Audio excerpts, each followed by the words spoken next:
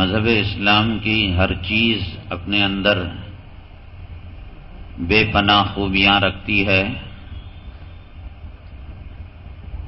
اگر مسلمان جناب محمد الرسول اللہ صلی اللہ علیہ وسلم کے طور طریقوں کو اپنی زندگی میں لے آئے، یہی چیز عملی طور پر ایک نمونہ ہے غیر اقوام کے لیے. آپ نے سنا ہوگا سیدنا امام اعظم ابو حنیفہ رحمۃ اللہ علیہ کا مبارک جنازہ جب جیل سے نکلا، کئی ہزار کافر مسلمان ہو گئے. خواجہ اجمیری رحمۃ اللہ علیہ جب یہاں ہندوستان تشریف لائے، اجمیر میں تشریف لائے، کئی مسلمانوں نے اصلاحی توبہ کی اور لاکھوں کافروں نے آپ کو دیکھ کر کلمہ پڑھ لیا. وجہ کیا تھی؟ کیا یہ کرامتیں پیش کیا کرتے تھے، ہوا میں اڑا کرتے تھے، پانی پر چلا کرتے تھے؟ سب سے بڑی کرامت یہی ہے کہ مسلمان سنت پر ثابت قدم ہو جائے. اس سے بڑی اور کوئی کرامت نہیں. حضرت رابعہ بصریہ رحمت اللہ علیہا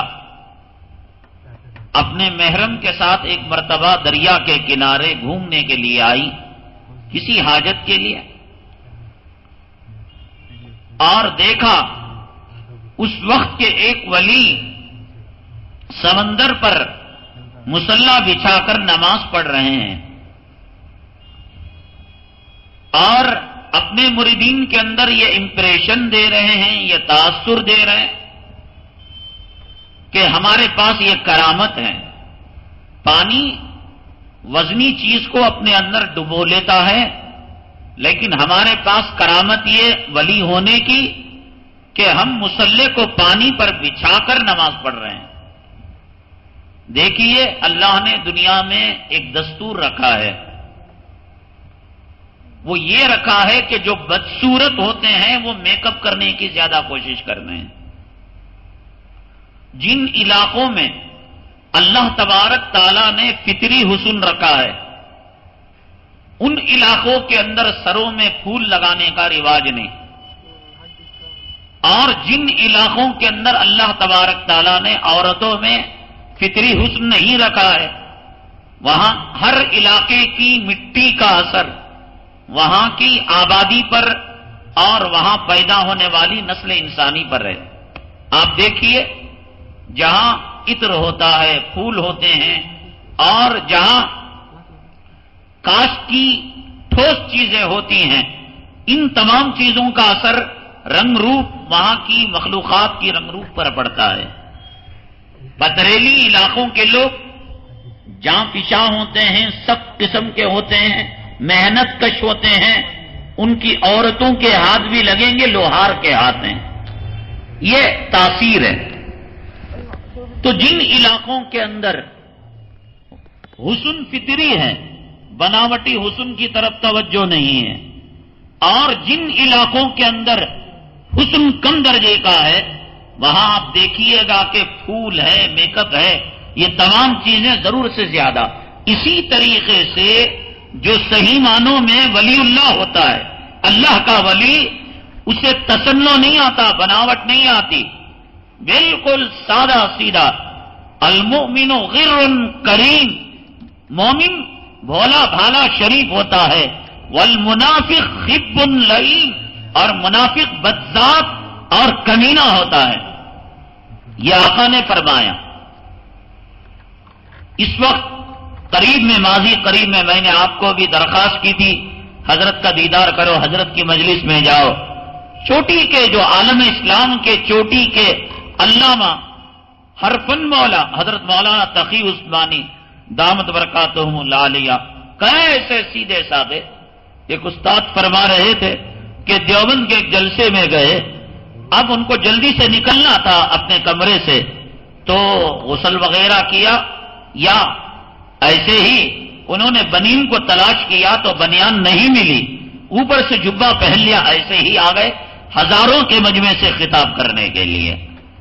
یہ بالکل سادہ قسم کے لوگ ہوتے ہیں، اور جو اللہ کے ولی صحیح معنوں میں نہیں ہوتے وہ کیا کرتے ہیں، یوں کیا گھڑی دے دی، یوں کیا کھجور دے دیا، پان کے اندر آگ لگا دی، پانی کے اندر شعلے کو بھڑکا دیا، یہ سب کرتوت کرتے رہتے ہیں، اور سائنس کے جو کرشمے ہیں ان کو وہ دکھا دکھا کر لوگوں کو مرعوب کرتے ہیں۔ تھانہ بھون کے اندر آج بھی حضرت اقدس مولانا اشرف علی تھانوی رحمت اللہ علیہ کی وہ خانقاہ ہے کہ جس میں بیٹھ کر آپ نے تفسیر بیان القرآن کو لکھا، اور تقریباً 1000 کتابوں کی تصنیف آپ نے فرمائی۔ کوئی فن ایسا نہیں، تفسیر ہو، فقہ ہو، حدیث ہو، اصلاح ہو، معاملات ہو، عبادت ہو، معاشرت ہو، نکاح ہو، عورتوں کا بیان ہو، 1000 کتابیں۔ اور دنیا کے چپے چپے میں جس خانقاہ سے آپ نے فیض پہنچایا، آپ جا کر دیکھیں، لگتا ہے ایک تنگ اور تاریک چھوٹی سی کوٹری ہے، کچھ بھی نہیں ہے، سادی کوٹری ہے۔ اب یہاں دیکھیے جو چند زمینوں کو فروخت کرتا ہے کتنا ڈیکوریشن وہ کرتا ہے، اور جو اپنے آپ کو مصنوعی طور پر اللہ کا ولی ثابت کرتا ہے، کس طریقے سے وہ امپریشن ڈالنے کے لیے پرانی تغرے لگے ہوئے ہیں، اجمیر کا تغرا لگا ہوا ہے، گلے میں مالا ڈالی ہوئی ہے، امامہ بہت خطرناک قسم کا پہنا ہوا ہے، اور باروب مریدین باڈی گارڈ کی شکل میں موجود ہیں۔ یہ سب مصنوعات ہیں، اللہ والے ان چیزوں کو اپناتے نہیں۔ حضرت تھانوی رحمت اللہ علیہ فرماتے ہیں کسی ولی کی اصل کرامت یہ ہے کہ وہ سنتوں کا پابند ہو اور سنت پر قائم رہے، قدم قدم پر، مسجد میں آئے تو سیدھا پیر رکھے، مسجد سے نکلے داواں پیر رکھے، قدم قدم پر ہر چیز پوچھ پوچھ کر پوک پوک کر کرے، اس کو کہتے ہیں اللہ کا ولی۔ حضرت رابعہ بصریہ رحمت اللہ علیہ نے کہا آئیے میاں صاحب تشریف لائیے، پردے میں تھی وہ آئے، کیا سمجھتے ہیں آپ اپنے آپ کو ولی سمجھتے ہیں؟ اگر ہواؤں میں اڑنا ولایت کی نشانی ہوتی، کہ اللہ نے تمہیں آنکھیں نہیں دی، اللہ نے تمہارے آنکھوں کو پھوڑ دیا، یہ پاخانے پر بیٹھنے والی مکھیاں ہوا میں اڑتی ہیں، ان کو ولی ہونا چاہیے۔ اگر پانی پر رہنا، پانی میں تیرنا یہ ولایت کی نشانی ہوتی، یہ چھوٹے چھوٹے کیڑے جراثیم، یہ چھوٹی چھوٹی مچھلیاں، یہ اللہ کے ولی ہو جاتے ہیں۔ اس کے بعد رابعہ بصریہ رحمت اللہ علیہ نے فرمایا ولایت کی نشانی یہ ہے کہ ایمان پر ثابت قدمی ہو، سنتوں پر ثابت قدمی ہو، اور یہی سب سے بڑی کرامت ہے۔ لوگ تانا دیتے ہیں، لوگ گالیاں دیتے ہیں، عورتوں کے اندر آپس میں 6 میں گوئیاں ہوتی ہیں، یہ کیا نقاب تو نے ڈال لیا، یہ کیا تو نے بھوت بھی کی شکل اپنا لی، آ گئی اپنے آپ کو بڑی حسین بنا کر، فلاں فلاں۔ ان گالیوں کو سننا، ان تانوں کو سننا اور سنت پر ثابت قدم رہنا، یہی سب سے بڑی ولایت کی نشانی ہے۔ اور اگر مسلمان اس کو اپنا لے تو پھر کسی لٹریچر کی ضرورت نہیں ہے، اور پھر کسی دعوت و تبلیغ کے ادارے کی ضرورت نہیں ہے۔ لوگ چہرہ دیکھیں گے خواجہ اجمیری رحمت اللہ علیہ کی طرح، اور لوگ کلمہ پڑھتے چلے جائیں گے۔ علامہ انور شاہ کشمیری رحمت اللہ علیہ کی طرح ملتان کے اسٹیشن پر جب پہنچے تو ٹکٹ کلیکٹر نے، بابو نے کہا کہ ٹکٹ لائیے، تو حضرت ابھی جیب میں ہاتھ ڈال رہے تھے کہ ٹکٹ تو لے لیا، اور لینے کے بعد کہا کہ اور ٹکٹ دیجئے، کہا کہ میں نے تو دے دیا، کہنے لگا کہ نہیں، آپ نے تو ریلوے کا ٹکٹ دیا ہے، ہمیں کلمہ پڑھا کر محمد کے غلاموں میں شامل کر کر آپ ہمیں جنت کا ٹکٹ دے دیجئے۔ انہوں نے کہا میں نے تمہارے سامنے اسلام کا کلمہ تو پیش نہیں کیا، قرآن کی کوئی آیت کوئی واقعہ پیش نہیں کیا، ابھی کیا ہو گیا؟ کہنے لگے آپ کا چہرہ کہہ رہا تھا کہ یہ چہرہ جھوٹوں کا چہرہ نہیں ہو سکتا۔ سیدنا امام اعظم ابو حنیفہ رحمت اللہ علیہ کے جنازے کو دیکھ کر اگر اس زمانے کے جو اسلام کے منکروں نے اگر ایمان و اسلام کو قبول کیا ہوگا تو کوئی بعید از قیاس بات نہیں ہے، نہ سمجھ میں آنے والی بات نہیں ہے۔ آپ اگر اس زمانے میں مردوں کی تدفین اگر سنت کے مطابق کر دیں، یہی ایک عمل کافی ہے۔ کہاں اپنے باپ کے سر پر بیٹا لاٹھی مارتا ہے، چتا کو آگ لگاتا ہے، گت کے حوالے کرتا ہے، ان کا ضمیر ان کو جھنجھوڑتا ہوگا۔ آخر یہ کیا دھرم ہے کہ ایک دن ہمارے سامنے ان کو آگ کے حوالے کر دیا جائے، ایک دن جانوروں کے حوالے کر دیا جائے، ایک دن اگر آگ میں جلتے ہوئے وہ بیٹھنے کی کوشش کرے، لاٹھی لے کر خود بیٹا اس کے سر پر مارے، ان کا ضمیر ان کو استفتی قلبک کا ان القلب خیر المفتی۔ ہر انسان کے اندر ایک دھڑکتا ہوا ضمیر ہے، ایک دھڑکتا ہوا دل ہے جو بہترین مفتی ہے، چاہے وہ رسوم و رواج کے شکنجے میں پھنس کیوں نہ گیا ہو۔ اگر اللہ سے حق مانگے اور حق کا طالب ہو تو ضرور اللہ تبارک تعالی ہدایت کے فیصلے فرمائیں گے۔ اگر ہمارے مردوں کی تدفین ہو سنت کے مطابق اور سنت کے مطابق لے جایا جائے اور سنت کا رنگ اس میں بھرا جائے، انشاءاللہ یہی عمل کافی ہوگا۔ اور یہ جو مذہب اسلام ہے عین فطرت سے ملتا ہے، یہ اس کا ہر عمل فطرت، نیچر اور خدا کی قدرت کے بالکل آپس میں میل جول رکھتا ہے۔ یہ کوئی چیز اس میں خلاف عقل نہیں ہے، کوئی چیز اس میں انسانیت کے خلاف نہیں ہے۔ ہر چیز وہ ہے جسے ضمیر ایکسپٹ کرتا ہے۔ آج دنیا کے وہ لوگ جو امن کے متلاشی ہیں، اور دنیا کے وہ لوگ جو سچائی کے پیاسے ہیں، اور دنیا کے وہ لوگ جو ہدایت کے طلبگار ہیں، مایوس ہو چکے ہیں اپنے کلچر سے، اپنی تہذیب سے، اپنے تمدن سے، اپنی معاشرت سے۔ کیا آپ سمجھتے ہیں کہ امریکہ کے لوگ وہاں کی تہذیب سے خوش ہیں؟ ہر دوسرے آدمی کے اندر، دوسرے میاں بیوی کے اندر طلاق کا معاملہ تنگ آ چکی ہے عورت۔ یہ جو بڑی ٹرالیاں آتی ہیں جو 20-20 چاکوں کی ہوتی ہیں، یہاں کے بڑے بڑے مرد اور عام ڈرائیور جس کو نہیں چلا سکتے، امریکہ کے اندر لڑکیوں کو یہ ذمہ داری دی گئی ہے۔ جب ان کے سامنے عورت کا مقام پیش کیا جائے گا، عورت کا پردہ پیش کیا جائے گا، عورت کے ماں کے قدموں تلے جنت کو پیش کیا جائے گا، بیوی بنا کر اسے آدھا ایمان اور جنت کی آدھی ٹکٹ بنا کر پیش کیا جائے گا۔ یہ 20-20 چاکوں کی ٹرالی چلانے والی عورتیں جو جا کر لاڈجگوں کے اندر آرام کرتی ہیں اور ان کی عصمت کا سودا ہوتا ہے اور لٹیرے ان کے آبرو کو لوٹتے ہیں، ایسے میں اسلام کی یہ ٹھنڈی ٹھنڈی سایہ ان کے سامنے چھاونی آئے گی۔ یقیناً وہ تمام چیزوں کو چھوڑ کر امریکہ کو 1 کروڑ طلاق دے کر وہ اسلام کے آنچل میں آ جائیں گے۔ ضرورت ہے اس بات کی کہ عملی طور پر ہم جو ہے جناب محمد رسول اللہ صلی اللہ علیہ وسلم کے طور طریقوں کو اپنے زندگیوں میں لائے۔ اور کہنے کی ضرورت نہیں، مشک وہ ہے جسے کہنے کی ضرورت نہیں کہ یہ خوشبو دیتا ہے، اور فارسی میں محاورہ ہے کہ مشک وہ ہے جو خوشبو خود دے دیتا ہے، اسلام وہ ہے جو خود اپنا اخلاق پیش کرتا ہے۔ یہ جو دشمنان اسلام اور مسلمان ہیں اس لیے آج بھوکتے ہیں۔ آپ گلی میں کتا ہوتا ہے، روزانہ بن کے ٹکڑے ڈال کر عادت ہوتی ہے، ہڈی کے ٹکڑے ڈال کر عادت ہوتی ہے، لیکن ہوا یہ کہ آپ کے گھر میں کچھ بچا نہیں دینے کے لیے یا کچھ ایسی تنگی آ گئی کہ آپ نے کتے کی طرف توجہ نہیں کی، اب وہ کتا کیا ہوتا ہے کہ بھوکنا شروع کر دیتا ہے۔ ہم نے غیروں کو دینا چھوڑ دیا، ہم دینے کے لیے آئے تھے، ہم بانٹنے کے لیے آئے تھے، ہم ہدایت کو تقسیم کرنے کے لیے آئے تھے۔ اللہ کے نبی نے فرمایا انما انا قاسم واللہ موتی، میں تقسیم کرنے والا ہوں اور اللہ کی ذات دینے والی ہے، اور ہم نبی کے امت ہیں اور ہمیں وہ کام کرنا ہے جو نبی نے کیا ہے۔ ہمیں ہدایت دینا ہے، ہمیں قرآن دینا ہے، ہمیں سنت دینا ہے، ہمیں انسانیت دینا ہے۔ ہم خود لڑنے لگے، ہم خود ایک دوسرے کے خون کے پیاسے، مال کے پیاسے، دولت کے لٹیرے، تو اب غیروں کو جو دینا تھا وہ بھوکے ہو گئے۔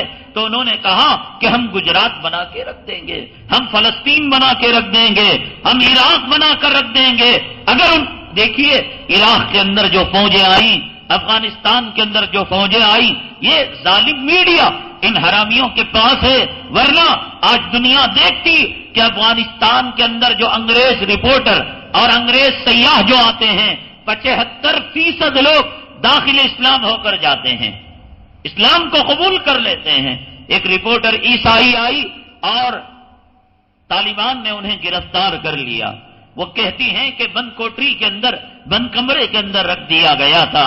رات جیسے جیسے آئی ان میں بھی باحیا لوگ ہیں، ان میں بھی عفت اور پاک دام، ایسا نہیں کہ ہر انگریز رنڈی ہوتی ہے، بدکار ہوتی ہے، عزت دار لوگ ہیں۔ عام طور سے ایسا نہیں ہوتا۔ کہتی ہیں کہ تاریکی جیسے جیسے آنے لگی اور دن کا اجالا چھٹنے لگا، میرے دل پر ایک خوف سایہ کرنے لگا۔ مجھے ہر آہٹ یہ قسم کا ڈر، آہٹ سے ڈر محسوس ہو رہا تھا۔ لگتا تھا اب میرے کپڑے اتریں گے، اب میری عصمت کی چادر کی دھجیاں اڑائی جائیں گی۔ اس لیے کہ ہمارے ملک میں یہی ہوتا ہے کہ جب کوئی عورت اور اغیار کے افواج کے خوف جو ہے قبضے میں چلی جاتی ہے، اس کی عزت کی کوئی ضمانت نہیں۔ کہتے ہیں یہ عجیب لوگ تھے، یہ زمین سے نکلے تھے، آسمان سے ٹپکے تھے، خدا جانے کون لوگ تھے کہ انہوں نے دروازے کو کھٹکھٹایا اور کہا کہ بہن صاحبہ ہم داخل ہونے والے ہیں، آپ اپنے پشت کو، اپنے پیٹھ کو دروازے کی طرف کر دیجئے۔ اور پھر اس کے بعد ایک بڑا سا طبق تھا، اس کے اندر سوکھی روٹیاں تھیں اور عرق تھا اور شوربا تھا، اسے دھکا دے کر اندر کیا۔ بہن صاحبہ ہم معافی چاہتے ہیں کہ آپ کے ٹیسٹ کا مزاج کا کھانا پیش کرنے سے قاصر ہیں، کوئی غلطی ہو تو معاف کر دیجئے گا۔ یہاں اگر کوئی آپ کا تقاضا ہو، آپ خود کھانا بنانی جانتی ہیں تو ہم آپ کے لیے اسباب مہیا کریں گے۔ مستقل اس نے یہاں سے رہائی پانے کے بعد جا کر میڈیا کو اطلاع دی کہ میں کیسے مسلمان بنی، اسلام مجھے کیسے پسند آیا۔ یہ وہ لوگ ہیں کہ جن کے قید میں جا کر لوگ اسلام کی دامن میں پناہ لے لیتے تھے۔ آج یہ ہے کہ ہمیں کوئی اپنے آغوش میں، اپنی پناہ میں رکھنے کے لیے تیار نہیں، اپنا دکان دینے کے لیے تیار نہیں۔ کتنے کافر کہتے ہیں ہم مسلمانوں سے سودا نہیں کریں گے، ہم مسلمانوں کو مکان نہیں دیں گے، ان کے ساتھ کاروبار نہیں کریں گے۔ اور کتنے بینک والے ہیں جنہوں نے خالص مسلم علاقوں کی نشاندہی کر دی کہ یہاں ہم کریڈٹ کارڈ نہیں دے سکتے، بینک کا کھاتہ نہیں کھول سکتے، لون نہیں دے سکتے۔ ان کے یہاں ایک میپ ہے، اس میپ کے اندر گرین اور ریڈ، ہرے اور لال دانے لگائے ہوئے ہیں، مسلم ایریا میں لگا دیے۔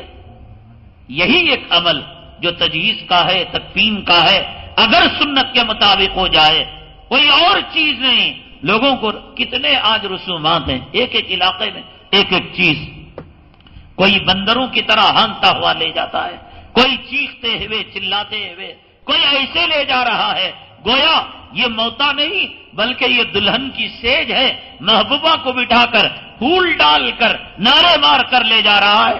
جو قوم اپنے باپ کے موتا کے سامنے پٹاخے مارتی ہو اور ناچتی ہو، اگر اس کے سامنے موتا کا یہ منظر ہو کہ اکرام ہے، احترام ہے، خاموشی ہے، ادب ہے اور اس کے اندر سنت کی خوشبو ہے، اللہ کی قسم یہی چیز کافی ہے۔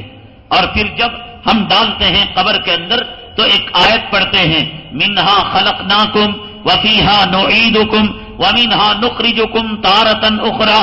کوئی آگ کے حوالے، کوئی گد کے حوالے، کوئی پانی کے حوالے اور کوئی جنگل میں جانوروں کی غذا کے بنانے کے لیے۔ لیکن کتنا نیچرل طریقہ ہے، اللہ نے انسان کو جو بنایا زمین ہی سے بنایا، اب اس کو ڈالا جا رہا ہے تو زمین ہی میں ڈالا جا رہا ہے۔ بعض لوگوں کے ذہن میں شبہ پیدا ہوا، اللہ کے نبی صلی اللہ علیہ وسلم کے بچوں نے کیا قصور کیا کہ زمین نے ان کی فصلیوں کو ملانا چاہا، ان کو بھینچنا چاہا۔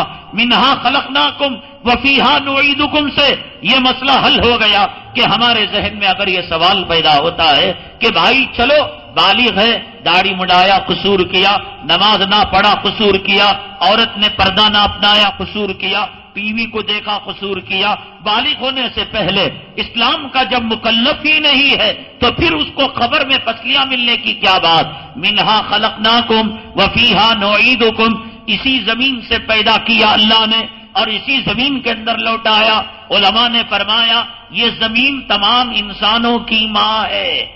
اللہ نے کب پیدا کیا تھا؟ عالم ازل میں۔ اللہ نے فرشتوں کو کہا کہ جاؤ دنیا میں ہر قسم کی مٹی لے کر آؤ، کچھ سوکھی مٹی، کچھ گیلی مٹی، کچھ کنکریلی مٹی، کچھ بدبودار مٹی، کچھ خوشبودار مٹی، کچھ نرم مٹی، کچھ سخت مٹی۔ زمین میں جتنے اقسام مٹی کے ہو سکتے تھے ان تمام اقسام کو اللہ تبارک تعالیٰ نے جمع کر کر فرشتوں کے ذریعے سے مجسمہ بنوایا۔ انسان کی اصل مٹی ہے، انسان کی ماں یہی مٹی ہے کہ اسی مٹی سے انسان کو پیدا کیا گیا۔ اب حضرت آدم علیہ السلام کی نسل اس مٹی سے جو خوشبو سے ہوئی وہ حضرات انبیاء علیہم السلام پیدا ہو گئے، جو نرم مٹی سے ہوئی حضرات اولیاء کرام پیدا ہو گئے، جو بدبودار مٹی سے نسل ہوئی وہ کافرین اور مشرکین اور یہود و نصارہ اسلام مسلمانوں کے دشمن پیدا ہو گئے، جو درمیانی مٹی کی ہوئی وہ مومنین اور صلحاء پیدا ہو گئے، جو سخت مٹی کی ہوئی وہ متشدد مزاج ہو گئے، جو نرم مٹی کی ہوئی وہ نرم مزاج کے ہو گئے۔ ہر قسم کی مٹی اللہ تعالیٰ نے آدم علیہ السلام کے مجسمے میں ڈالا۔ تو یہ مٹی گویا ظاہری اعتبار سے ماں ہے تمام انسانوں کی۔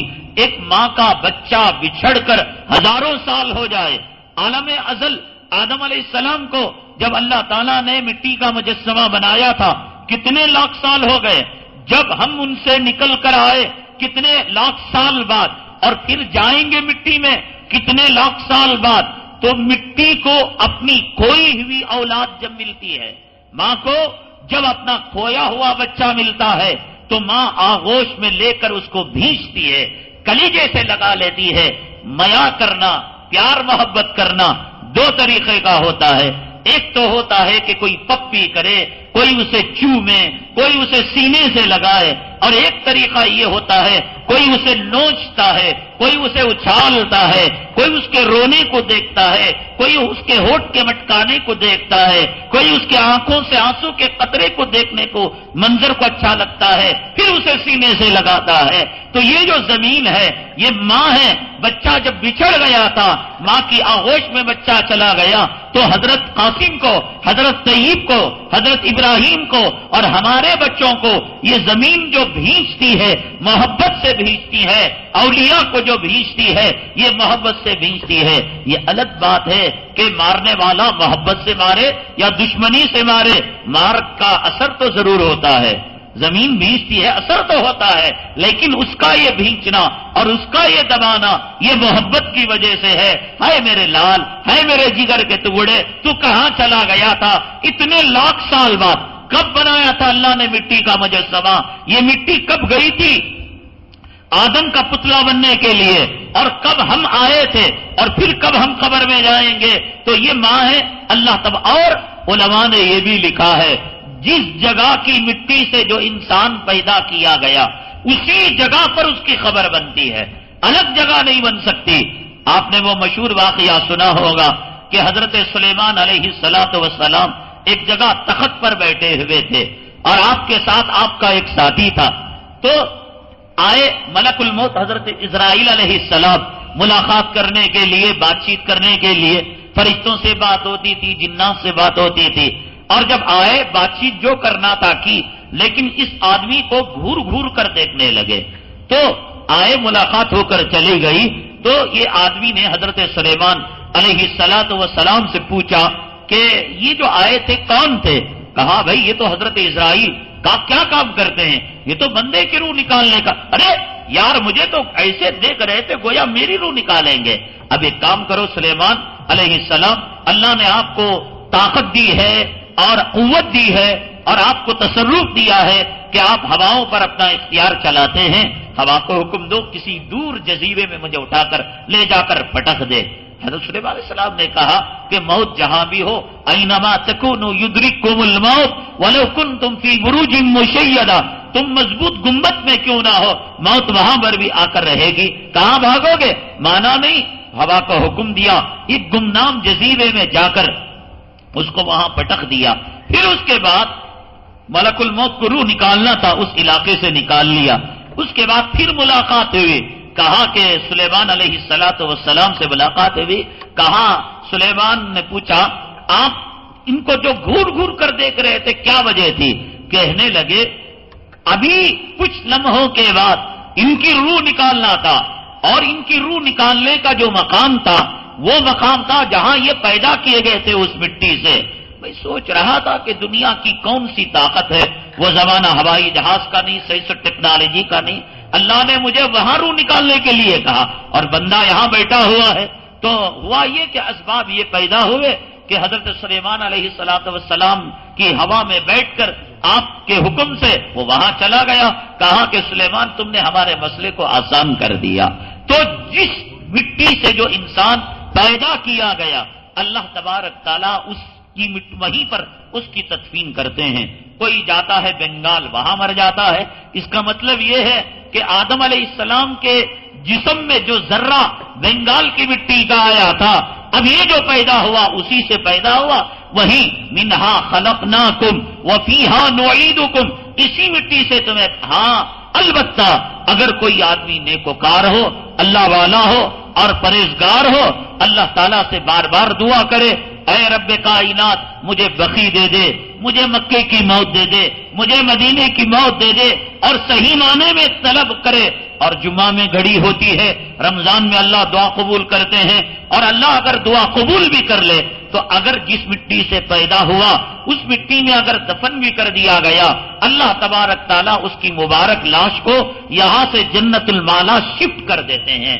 اللہ تعالیٰ جنت البقیع میں یہاں سے اس کی لاش مبارک کو شفٹ کر دیتے ہیں. حضرت تھانوی رحمت اللہ علیہ نے ایک بڑا عجیب و غریب واقعہ لکھا ہے اور آپ نے سنا اور آپ جانتے ہیں کہ ایک تھے شیخ دہان رحمت اللہ علیہ. عربی میں دہن کہتے ہیں تیل کو. وہ تیل کے بیپاری تھے اور اچھے خاصے آدمی تھے، اللہ والے تھے، پرہیزگار تھے.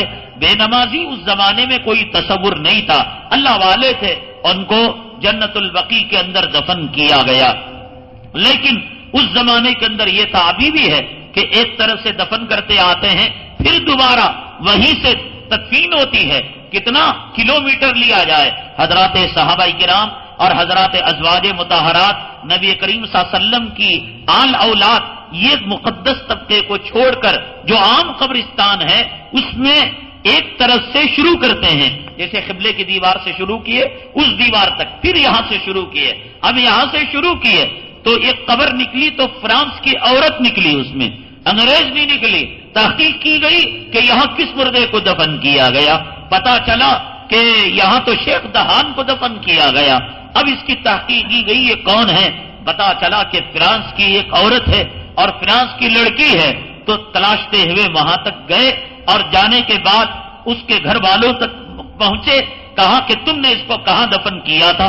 انہوں نے عیسائیوں کا مسان بتایا اور وہاں جب کھود کر دیکھا گیا تو شیخ دہان جو جنت البقیع میں تھے وہ عیسائیوں کے مسان میں آ گئے اور وہ فرانس کی جو لڑکی عیسائیوں کے مسان میں مدفون تھی اللہ نے ان کو جنت البقیع بھیج دیا.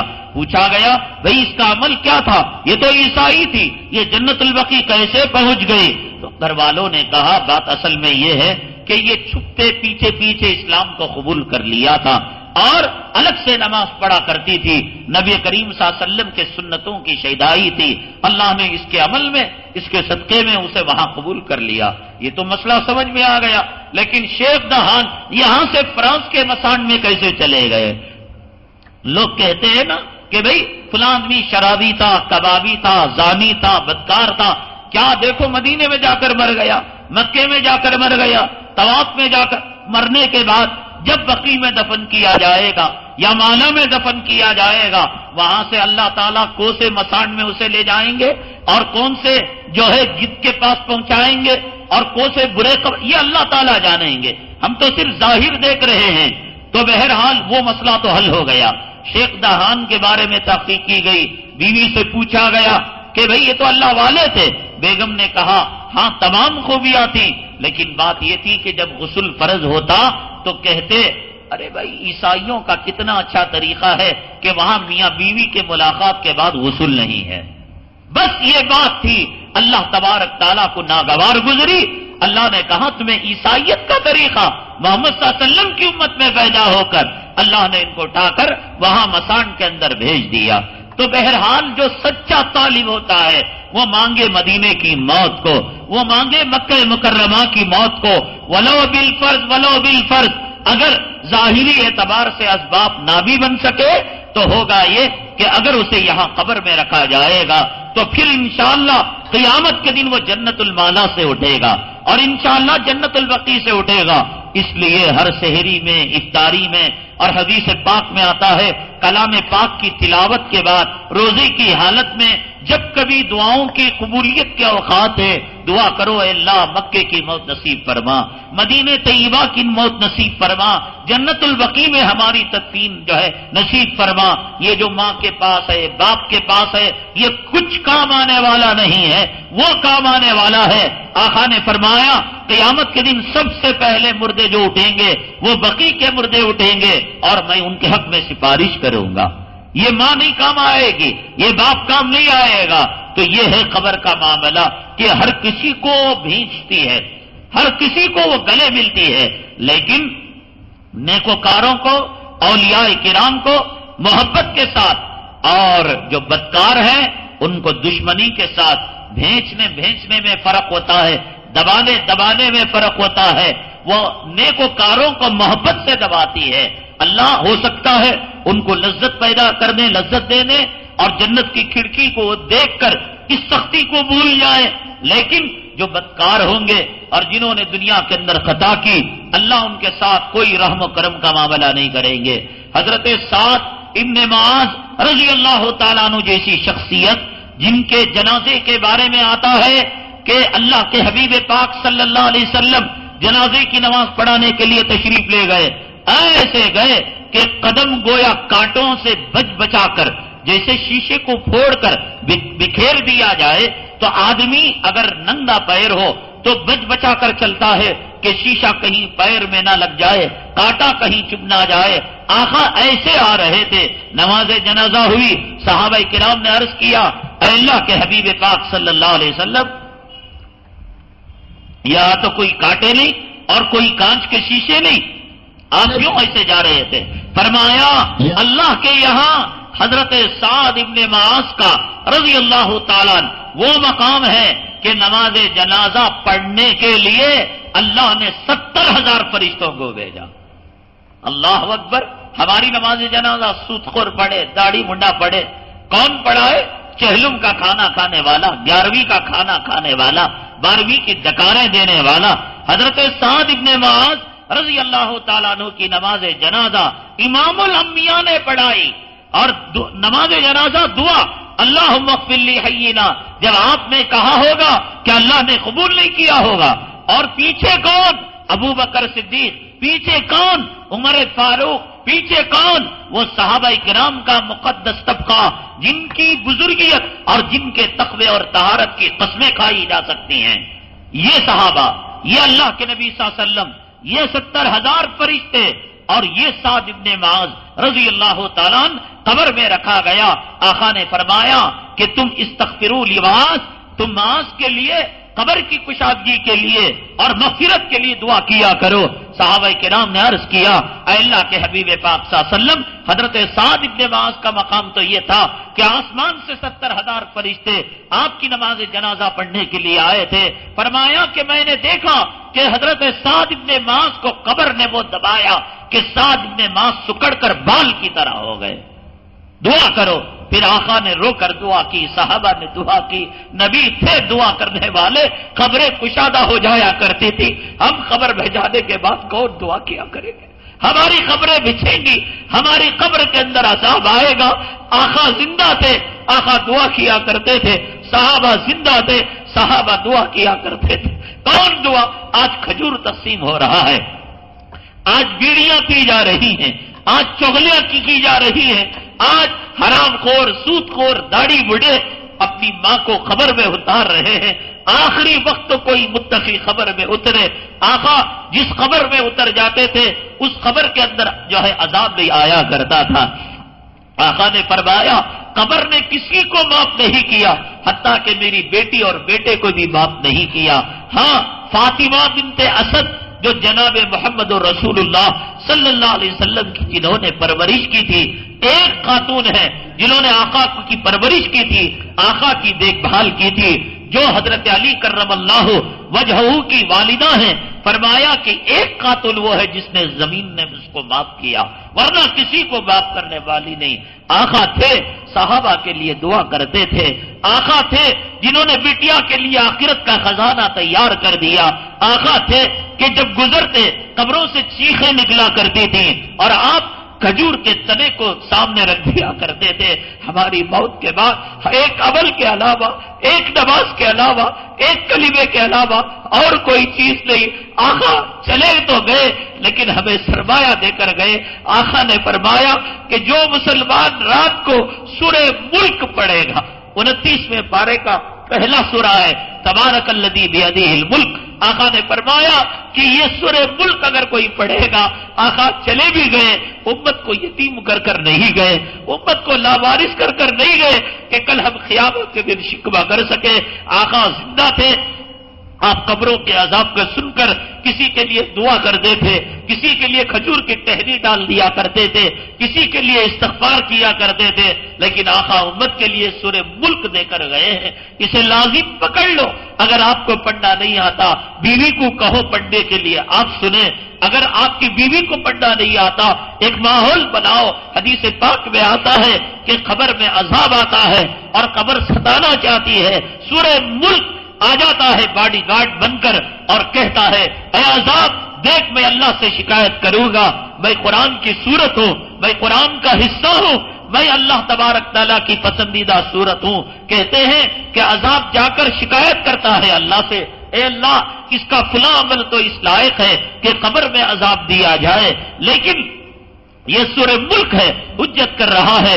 اللہ کہیں گے اس کے سامنے ہم جو ہے کچھ نہیں کر سکتے، ہم نے خود اس کو اختیار دیا ہوا ہے، اس لیے سورہ ملک خاص طور سے، اور اگر سہولت ہو سورہ الف لام میم سجدہ اور سورہ ملک پابندی کے ساتھ پڑھا کریں، انشاءاللہ اللہ تبارک تعالیٰ وہ کام لیں گے جو کام نبی کے زمانے میں نبی سے ہوا کرتا تھا کہ نبی کریم صلی اللہ علیہ وسلم کسی خبر کی چیخ کو، پکار کو، عذاب کو اللہ تعالیٰ جب مشاہدہ کراتا، محسوس کراتا، کہ آپ نے وہ حدیث نہیں سنی کہ آپ دو خبروں پر سے گزرے اور دونوں کو عذاب ہو رہا تھا، اور فرمایا کہ اسے چغلی کی وجہ سے اور دوسرے کو پیشاب کی طہارت کی جو ہے احتیاط نہ کرنے کی وجہ سے آقا کو مشاہدہ ہوتا تھا، آقا دعا کرتے تھے، آقا پردہ فرما گئے لیکن امت کو لاوارث چھوڑ کر نہیں گئے۔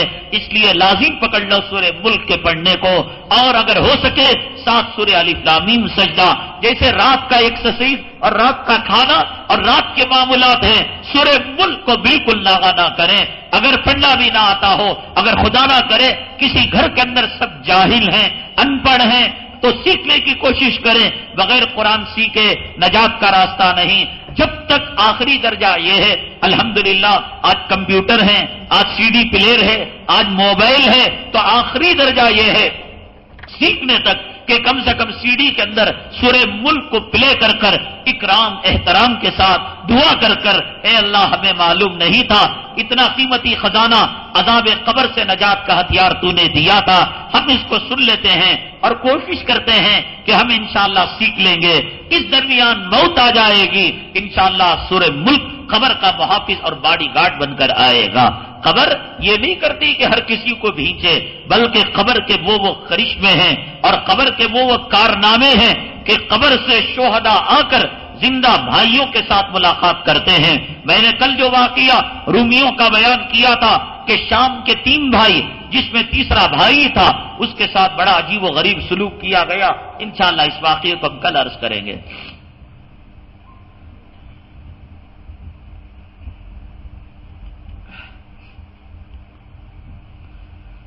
میں نے بتایا تھا کہ آج کل فونوں کے اندر غلط قسم کے میسیجز وغیرہ ڈال کر امت کو گمراہ کر رہے ہیں۔ پہلے جب موبائل نہیں تھے، انٹرنیٹ نہیں تھا، پرچیاں چھپتی تھی۔ کیا پرچیاں چھپتی تھی؟ مدینہ منورہ کے امام صاحب نے خواب دیکھا اور خواب کے اندر یہ دیکھا وہ دیکھا، جو نہیں چھاپے گا وہ برباد ہو جائے گا۔ اور ممبئی میں ایک آدمی جب نہیں چھاپا تو اس کی بلڈنگ گر گئی، الٹی سیدھی بات ہے۔ جب الیکٹرانک میڈیا نہیں تھا، پرنٹ میڈیا تھا، تو یہ یہودی کتے پرنٹ میڈیا سے لوگوں کو دھوکہ دیا کرتے تھے. وہ طرح طرح کے درود بناتے، طرح طرح کے وہ نظمیں بناتے عربی، اور بنا کر ایسی ایسی فضیلتیں. آج بھی گنج العرش ایک کتاب ہے جو پنج سورے کے اندر گنج العرش آپ کو ملتا ہے. آپ اس کو پڑھیں گے، اس کے فضیلتوں کو. جو رکھے گا تلوار کا اثر نہیں، جو رکھے گا دشمن پر فتح پائے گا، جو رکھے گا آگ میں کودے گا، آگ کام نہیں کرے گی. ایسے معلوم ہوگا لعاذ باللہ جب پہلی مرتبہ میں نے پڑھا کہ کیا یہ قرآن سے زیادہ طاقتور ہے. ایسا جب پرنٹ میڈیا تھا، اور ہم جب پڑھ رہے تھے مولوی کورس، اس وقت انہوں نے اسی طریقے سے ایک درود نکالا تھا. شیطان کے کئی نام ہیں، ابلیس ہے اور شیطان ہے، فلاں فلاں ہے. تو ایک وہ نام جو حدیث میں آتا ہے اور غیر معروف ہے، وہ نام بھی انہوں نے اس میں ڈال کر اس کے نام پر درود پڑھوایا تھا. یہ علماء تھے جسے پکڑ کر انہوں نے اخباروں میں ڈالا اور خطیبوں کے ذریعے سے متنبع کیا کہ فلاں درود نامے کو ہاتھ نہ لگائے. اب جب الیکٹرانک میڈیا آیا تو سبحان اللہ کیا کہنا صاحب، آج ہمارے انٹرنیٹ کے اندر صحیح اسلامی ویب سائٹ کم ہیں، اور قادیانیوں کے، عیسائیوں کے، یہود و نصارا کے قرآن اور اسلام کے نام پر لاکھوں ویب سائٹ ہیں جنہیں دیکھ دیکھ کر آج لوگ گمراہ ہو رہے ہیں. اب موبائل ہے جو گھر گھر کے اندر ہے، ان کو گمراہ کرنے کا ایک آسان ہتھیار ہے. اس لیے ہم نے SMS کا سلسلہ شروع کیا ہے کہ بھئی یہاں ہم تحقیق کرتے ہیں، یہاں ہم قرآن اور حدیث کی کسوٹی پر پرکھتے ہیں. یہ کوئی معمولی چیز نہیں جس کو ہم 1 سال سے یہ جو ہے خدمت انجام دے رہے ہیں، اس لیے کہ دوسرے لوگ جو اسلام کے نام پر آئے اس کو آگے فارورڈ کر دیا. جیسے کہ آج کل ایک میسج چل رہا ہے، استغفر اللہ، کتنی غلط بات ہے اور خدا کے قہر کو جو ہے دعوت دینے والی چیز ہے کہ جس کی نمازیں چھوٹ گئی ہوں اور اسے معلوم نہیں کہ اس کی کتنی نمازیں چھوٹی. بہت سارے لوگ ہیں کہ جن کو یاد نہیں. اب انہوں نے کہا کہ جمعہ کے دن، رمضان کا آخری جمعہ جو آتا ہے، 4 رکعت نماز ایک سلام کے ساتھ، جس میں ہر رکعت میں سورہ فاتحہ کے بعد آیت الکرسی 7 مرتبہ، سورہ کوثر 15 بار پڑھے، اور 700 سال کی نمازوں کا کفارہ ادا ہو جائے گا. اور کیا لکھا ہے، 711 سال کی نمازوں کی قضا ہو جائے گی. کیا یہ کیسے ہوگا بتائیے مجھے. بھائی آپ سے میں نے سونا لیا تھا قرض اور واپس لوہا دوں تو قرض ادا ہوگا. فرض نمازوں کی قضا نفل نماز سے کیسے ہوگی؟ یہ کسی ظالم کتے یہودی کی ایجاد ہے. یہ آپ کے اوپر جو نمازیں جس حیثیت سے فرض ہوئی اسی حیثیت کے ساتھ آپ کو دوبارہ قضا کرنی پڑے گی. سفر میں گئے، سفر کے اندر ظہر کی نماز کتنی پڑھتے ہیں؟ 2 رکعت. تو اپنے ملک میں لوٹنے کے بعد آپ کو وہی 2 رکعت اسی حساب سے، قصر کے حساب سے لوٹانی پڑیں گی. یہ اسلام کے اندر اتنا معاملہ ہے. اب بتائیے کہ ان گنت نمازیں، جس کو اپنی نمازوں کی گنتی معلوم نہیں، انہیں 4 رکعت نفل، اور نفل سے فرض کی تلافی کیسے ہو سکتی ہے مجھے بتائیے. نفل سے فرض کی تلافی عقل میں آنے والی بات نہیں ہے. علماء نے مسئلہ لکھا ہے، چھوٹی اس مسئلے سے بات سمجھیے. آپ فرض نماز پڑھ لیے. یہاں فرض کیجئے کہ 1 بجے یہاں ظہر کی نماز ہے، آ رہے تھے، کہا کہ امام صاحب سے ملاقات کریں گے، ملاقات کر لی، 1 بجے نماز پڑھ لی. آپ جا رہے تھے تو بات کر کر نیچے بلال مسجد نظر آئی، وہاں 1:30 بجے جماعت ہے. اب اندر کسی کام سے گئے، استنجا لگا، کیا لگا، دیکھا کہ جماعت کھڑی ہوئی ہے. تو آپ نے سوچا کہ چلو نماز پڑھ لیں. اب آپ کی فرض ادا ہو چکی ہے، تو آپ جو وہ نماز وہاں پڑھیں گے وہ نماز نفل نماز ہوگی. مثال کے طور پر وہاں جنازہ تھا، جنازے میں شریک ہونا تھا، لیکن آپ نے 1 بجے والی نماز ہماری مسجد میں پڑھ لی، اور 1:30 بجے کے بعد وہاں نماز ہے اور جنازے میں شریک ہونے کے لیے گئے. تو آپ جب گئے تو آپ اکیلے تو نہیں کھڑ سکتے، باہر بھی نہیں آ سکتے، رکعت باندھ لی. تو آپ کی کیا ہو گئی؟ وہ نفل نماز. تو فرض نماز والے کے پیچھے نفل نماز والی نفل ہو سکتی ہے، کیونکہ فرض پاورفل ہے اور نفل بعد والا ہے. یہ پاورفل نماز نفل کو کھینچ سکتا ہے. کوئی آدمی ایکسپریس کا ٹکٹ لے کر پیسنجر ٹرین میں بیٹھ سکتا ہے، یہ ہو سکتا ہے. پاورفل ٹکٹ لیا، سپر فاسٹ کا ٹکٹ لیا اور پیسنجر میں بیٹھا یہ ٹھیک ہے. لیکن دوسرا مسئلہ، آپ مسجد میں آئے عشاء کے وقت، عشاء کی نماز نہیں پڑھی، امام صاحب تراویح پڑھا رہے تھے، آپ نے سوچا کہ 2 رکعت امام صاحب کے ساتھ کھڑے ہو جاؤں، پھر جب امام صاحب سلام پھیریں گے پھر 2 رکعت میں سورہ فاتحہ پڑھ کر 4 رکعت میری عشاء کی نماز پڑھ لوں، قیامت تک نہیں ہوگی. کیوں؟ اس لیے کہ امام صاحب جو نماز پڑھا رہے تھے وہ نفل اور سنت نماز، اور یہ کم درجے کی نماز بڑے درجے کی فرض نماز کو کھینچ نہیں سکتی. آپ پیسنجر کی ٹکٹ لے کر سپر فاسٹ کے اندر بیٹھیں گے تو جرمانہ لگے گا، پینالٹی لگے گی، الٹا کر سکتے ہیں. فرض پڑھ کر اپنی نفل فرض والے کے پیچھے پڑھ سکتے ہیں، لیکن نفل والے کے پیچھے اپنی فرض نماز کو نہیں لگا سکتے. تو اب اندازہ لگائیے، ان گنت فرض نمازیں 4 رکعت نفل نماز سے اس کی تلافی ہو، یہ کیسے ممکن ہے؟ ایسے میسجز کو ہرگز آگے نہ بڑھائیے، اور مشورے کے لیے بھی ساتھی کو نہ پوچھیے. یہ زمانہ فتنے کا زمانہ، حرام زادگی کا زمانہ ہے. ہم نے کہا تھا کہ نیوٹرل ہو کر آپ دوسرے مذاہب کا اور دوسرے مکاتب فکر کا آپ مطالعہ کریں. اب خبیث لوگ کیا کریں گے؟ ذاکر نائک کا، معراج ربانی کا اور احمد رضا خان بریلوی کا جب دیکھیں گے تو نفس کا پجاری تو نفس کیا کہے گا؟ ارے تیری کی اتنے سال اس کے پیچھے مرلے کو تھے، کتنا اچھا مسلک، یہاں فاتحہ کے لڈو ملتے ہیں، جمعرات کی بوندی ملتی ہے، اور زیارت کا کھانا ملتا ہے، اور چہلم کا خشکا ملتا ہے. ارے یہ کون کرے؟ یہ نفس کا پجاری کتا نہیں کر سکتا. اس لیے جو متقی ہو، پرہیزگار ہو، مجتہد ہو، فقیہ ہو، یہ جس کے اندر دم ہو، جو مرد عورتوں کے مجمع میں جا کر عورتوں کی حرکتیں کرنے لگے، دانت میں انگلیاں چبانے لگے، بال کو راؤنڈ کرنے لگے، ہجڑا ہے ہجڑا وہ عورتوں میں جا کر عورتوں کی خصلت کیوں اپنا؟ اس لیے پہلے مردانہ پختہ بنے، بعد میں عورتوں کے مجمع میں جائے. تو ہم نے جو بات کہی کہ یہ صرف اس بات کے لیے کہ آپ نیوٹرل ذہنیت ہو کر جائیں تاکہ دیکھیں، لیکن پھر لوٹ کر پیویلین واپس آ جائیں اور پھر آپ موازنہ کریں. ایسا نہیں کہ نفس کے کتے بن کر یہ کہنے لگے بھائی یہ تو بڑا اچھا مکتب فکر ہے، یہاں چھوٹ ہے، یہاں یہ ہے، وہاں. اس لیے یہ میسج دوسرے کو دکھائیے گا بھی نہیں. اگر دوسرا دیکھے گا وہ نفس کا کتا ہوگا، نفس کا پجاری ہوگا، کہے گا اچھا موقع ملے گا، میں پڑھ لیتا ہوں 4 رکعت، میری زندگی کی ساری نمازیں چلی گئی. کیونکہ دین کے معاملے میں ہر کوئی ایک عذر لنگ چاہتا ہے، لنگڑا بہانا چاہتا ہے، بچنا چاہتا ہے. اس لیے غلط بات کو دوسرے کو دکھائیے گا بھی نہیں، مشورہ نہ کیجیے گا. بڑھانا تو دور کی بات، جو بھی ہیں علماء زندے ہیں، علماء اکرام سے مشورہ کیجیے. قرآن شریف کو پڑھ کر ایک لڑکی، وہ تو ہم بتا چکے ہیں، یہ بھی اسی سن سے تعلق رکھتا ہے کہ لڑکی کا منہ سام بن گیا، مینار اڑنے لگا، یہ ہونے لگا، وہ ہونے لگا. ہمارے محلے میں مسجد کی جگہ خرید رہے ہیں، اس کے لیے گھر گھر چندہ وصول کیا جا رہا ہے، اور کمیٹی والے محلے والوں کو بتاتے ہیں. بہرحال یہ بتانا چاہتے ہیں غالباً یہ دیکھو چندے کے احکامات ہمارے اکابرین نے لکھے ہیں، میرے پاس بھی آفس میں کتاب لکھی ہوئی ہے کہ چندے کے اندر زور زبردستی کرنا حرام ہے، اور حرام اور زبردستی کا دکھایا ہوا چندہ بھی ناجائز ہے.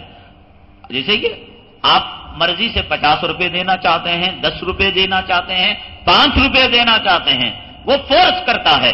نہیں صاحب یہ مہنگائی کا زمانہ ہے، کیا ہوگا 5 روپے سے، 10 روپے سے کیا ہوگا، آپ دیں گے، آپ کے باپ کے گھر میں جو ہے قبر میں جنت کی کھڑی. یہ سب بیکار کی باتیں ہیں. حضرت تھانوی نے فرمایا کہ اس قسم کی باتیں کہنا بھی اس کے دل کو مرعوب کرنا ہے. نیوٹرل لگ کر بغیر کچھ کہے کہ اسے چندے کی بات کہو، اگر وہ دے دیتا ہے یہ صحیح حلال کا چندہ ہے. اس لیے حضرت اقدس کے جو مدارس ہیں، آج بھی تھانہ بھون کے اندر جو مدرسہ اشرفیہ حضرت تھانوی رحمۃ اللہ علیہ کا مدرسہ تھا، وہ حضرت کے زندگی سے لے کر آج تک چل رہا ہے. حضرت نے کہا جب تمہارا کارخانہ تم چلا سکتے ہو اور کھیت کو کسان چلا سکتا ہے، مدرسہ میرے باپ کا کام ہے. بھائی قرآن کی تعلیم سے میرا باپ کا قرآن ہے، اللہ کا قرآن کیسے نہیں چلاتا؟ تو لہذا بغیر چندے کے حضرت نے مدرسے کو شروع کیا، آج تک جاری ہے. اور حضرت کے خلیفہ مسیح الامت حضرت مولانا مسیح اللہ خان صاحب رحمۃ اللہ علیہ کا جو مدرسہ ہے جلال آباد کے اندر مفتاح العلوم، وہ بھی بغیر چندے کے چل رہا ہے۔ حضرت کے خلیفہ تھے، اسی طرز پر انہوں نے، کوئی سفیر آج تک سنا آپ نے کہ جلال آباد کے مدرسے کے لیے چندہ دو؟ کبھی زبان سے نہیں کہتے، کبھی اشارے سے نہیں کہتے۔ مجھے تو بڑا غصہ آتا ہے جو سفیر حضرات آ کر کہتے ہیں ہمارا مدرسہ مقروض ہو گیا، ہمارا مدرسہ تنگی میں آ گیا۔ استغفر اللہ، تو ہے، لعنت ہے، کیسے ہوگا؟ یہ ضرورت سے زیادہ کام کرتے ہیں۔ حضرت تھانوی فرماتے ہیں 5 بچوں کو پڑھا سکتے ہو 5 کو پڑھاؤ، مکتب چلا سکتے ہو مکتب چلاؤ۔ 5 والا 50 کو رکھنے کی کوشش کرے گا، 50 والا 500 کو رکھنے کی کوشش کرے گا۔ 1 ایکڑ زمین ہے، 4 پیسے گت نہیں، اور 2 ایکڑ کو ایڈوانس بکنگ دے گا۔ کل وہ تنگ کرنے کے لیے آئے گا، یعنی ایک کافر لوگ تنگ کر رہے ہیں صاحب، ہندو لوگ تنگ کر رہے ہیں۔ میں تو کہتا ہوں کہ یہ جو زکوٰۃ ہے، یہ زکوٰۃ آپ اپنے خاندان کے وہ لوگ جن کے بارے میں پکا ہے کہ یہ لوگ واقعتاً مستحق ہیں، 20,000 کا سونا چاندی کیش ان کے پاس نہیں ہے، ان کو دو۔ مدرسے کی ایک زبان ہے، وہ سفیر کو بھیجتے ہیں، وہ زبان سے کہتا ہے بھائیو بزرگوں چندہ دو، فی سبیل اللہ دو۔ وہ بیوہ کیا کرے گی؟ وہ یتیم کیا کرے گا؟ اس کا نمائندہ کیا ہے؟ اپنے چرم میں قربانی، جو قربانی کے چمڑے ہیں، اس سے غریبوں کی پرورش کرو۔ یہ خواہ کے حرص کرتے ہیں۔ میں کہتا ہوں ہمارے ہاں مکتب زمانے سے چل رہا ہے، لوگ ہمیں کہتے ہیں ایک دارالعلوم قائم کیوں نہیں کرتے؟ میں کہتا ہوں کہ خدا جب تک مجھے بکنے کی صلاحیت دیا، بمڑیاں مارنے کی صلاحیت دیا، میں ایک قدم میرا اپنے یہاں رہتا ہے، ایک قدم پردیش میں رہتا ہے، کبھی کلکتہ، کبھی دلی، کبھی لکھنؤ، اور محتمم کو مدرسے میں رہنا چاہیے۔ میں یہ خیانت نہیں کر سکتا کہ میں کسی اور کے حوالے کر کہ میں ان بچوں کو اترا ہوا کھانا دوں اور ڈپو کا چاول دوں، جو چاول میں اپنے لیے پسند نہیں کرتا۔ مکتب رہنے دو، خدا نے میرے پر وحی نہیں بھیجی کہ تم نے دارالعلوم کو قائم کرو اور میں نے قائم کیا تو اللہ پکڑے گا۔ میری حیثیت مکتب کی، میری حیثیت مدرسے کی، میں اسی میں کام چلا رہا ہوں اور اسی کا حق ادا کر رہا ہوں، اور میں سمجھتا ہوں کہ در در کی ٹھوکریں کھانے کے ساتھ اور سفر کرنے کے ساتھ، تقریری تبلیغی پروگراموں کے ساتھ میں مدرسے کا حق ادا نہیں کر سکتا۔ یہ ہے صحیح نقطۂ نظر۔ اب یہ ہے کہ آدمی جو ہے ایک جھوپڑی کی صلاحیت ہے اور بنگلے کا چندہ مانگ رہا، کیا اس پر وہی آئی تھی؟ تو بہرحال یہ غلط طریقہ ہے۔ چندے کے احکامات ہمارے اکابرین نے لکھے ہیں۔ جو لوگ اس قسم کی باتیں کرتے ہیں ہمیں بہت افسوس ہوتا ہے کہ جہاں تم توکل کی، اللہ تبارک تعالیٰ کی بڑائی کی باتیں بیان کرتے ہو، اس معاملے میں آ کر تم ٹھس کیسے ہو جاتے ہو؟ ہاں، ایسے پسماندہ علاقے جہاں ارتداد کا دورہ ہے، عیسائیت کی مشنریز کام کر رہے ہیں، فرقہ باطلہ مسلمانوں پر حملہ کر رہے ہیں، ایسے میں کوئی سنت کی دیا کو، شمع کو روشن کیے ہوئے ہے تو اس کی ہمت افزائی کرنی چاہیے، یہ الگ بات ہے۔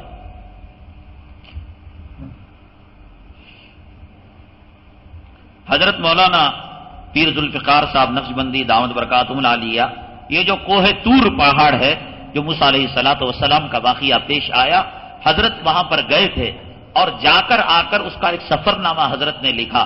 اس سفر نامے کو پڑھتے ہیں لگتا ہے کہ ہم خود طور پر جا رہے ہیں اور طور کا نظارہ کر رہے ہیں۔ سفر نامے کوہ طور، اس کو حاصل کرتے ہوئے جائیے۔ میاں بیوی کے حقوق اور میاں بیوی اور شوہر کی آپسی زندگی، یہ تمام مکمل بیانات 13 ہیں اور MP3 CD میں ہیں۔ ان کو خاص طور سے عورتوں کو سنانے کی ضرورت ہے۔ ایک گھریلو عورت میاں کے ساتھ کیا سلوک کرے اور میاں کی کیا ذمہ داری ہے عورت کے ساتھ برتاوا کرے۔ الحمدللہ رب العالمین والصلاة والسلام علی سید المرسلین وعلی آلہ وصحبہ اجمعین۔ اللہم انفعنا بما علمتنا وعلمنا ما ينفعنا وزدنا علما۔ سبحان ربک رب العزة عما یصفون وسلام علی المرسلین والحمدللہ رب العالمین۔